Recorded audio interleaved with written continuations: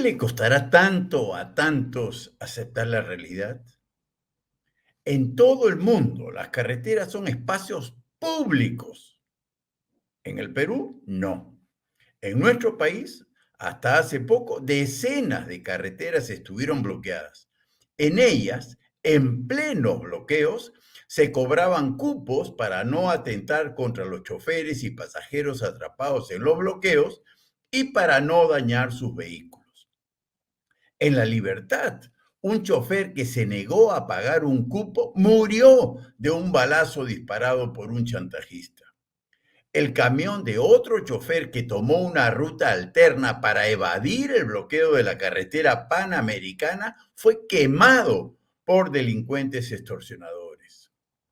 Numerosos aeropuertos regionales fueron atacados por vándalos, propiciando el cierre de dichos aeropuertos. Nadie pudo volar hacia y desde dichas localidades. Lo mismo ocurrió con otros locales públicos como fiscalías, comisarías, municipios, etcétera, y locales privados como viviendas de autoridades regionales, viviendas de congresistas, fábricas particulares, fondos agrícolas y demás. Centenares de tiendas y pequeños negocios fueron saqueados porque sus dueños se negaron a pagar cupos a delincuentes chantajistas. Incluso muchos ciudadanos fueron obligados a participar en los bloqueos de carreteras o multados con hasta 600 soles si no procedían como mandaban los delincuentes.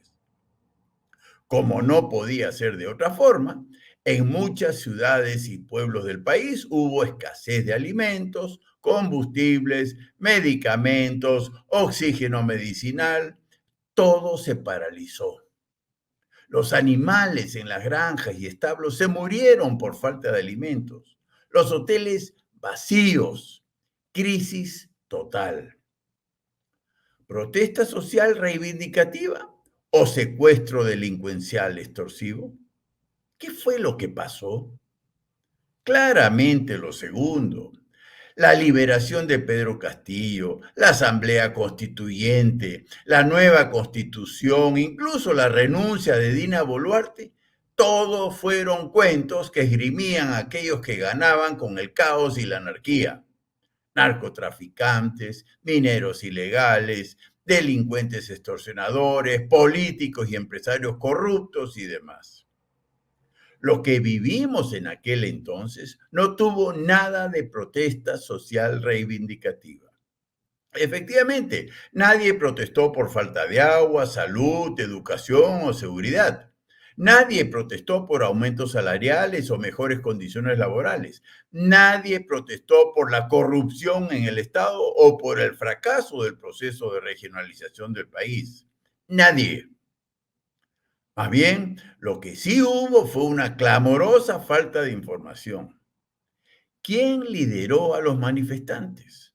Mejor dicho, a los vándalos. ¿Quién los financió? ¿Por qué no dieron la cara? ¿Por qué se cubrían los rostros? Mucho cinismo e hipocresía. Eso sí hubo y a raudales. Me refiero a aquellos periodistas, académicos y políticos que soslayaron los actos delincuenciales de los manifestantes y se centraron exclusivamente en contar fatalidades. Y por supuesto, culpar de ello a la policía, a las Fuerzas Armadas, a la presidenta Boluarte. ¿Acaso no vieron que las protestas entre comillas, dicho sea de paso, no tenían nada de pacíficas y sí mucho de violentas y delictivas? Cínicos, hipócritas.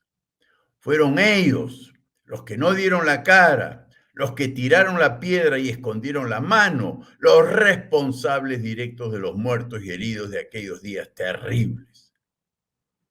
Por ello, me sigue sorprendiendo y decepcionando la debilidad del Estado frente a delincuentes que flagrantemente bloquean carreteras y saquean a medio país. Un Estado que cuando interviene lo hace a través de policías totalmente desarmados, carente de los más mínimos mecanismos de autodefensa, numérica y tácticamente muy inferiores a los delincuentes que tienen que enfrentar. Así los policías resultan humillados y masacrados a mansalva. No hay derecho.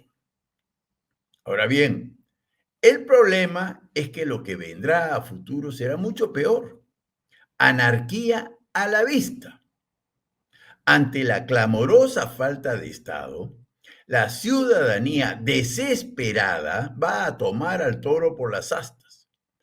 Los choferes y pasajeros que resulten varados en los bloqueos, los bodegueros y dueños de pequeños negocios, los trabajadores que quieren y necesiten trabajar para mantener a sus familias y la ciudadanía en general, todos repeleremos a la bruta a los extorsionadores. A eso nos está llevando el estado débil que tenemos. Un Estado y cierta prensa que no distingue una protesta social reivindicativa de un secuestro delincuencial extorsivo. Un Estado ausente y permisivo del caos y la anarquía. Y una ciudadanía harta y desesperada que ante la ausencia e inacción del Estado se armará como sea para repeler y contrarrestar el chantaje y la extorsión. He ahí la imagen de un futuro anárquico probable que tenemos por delante.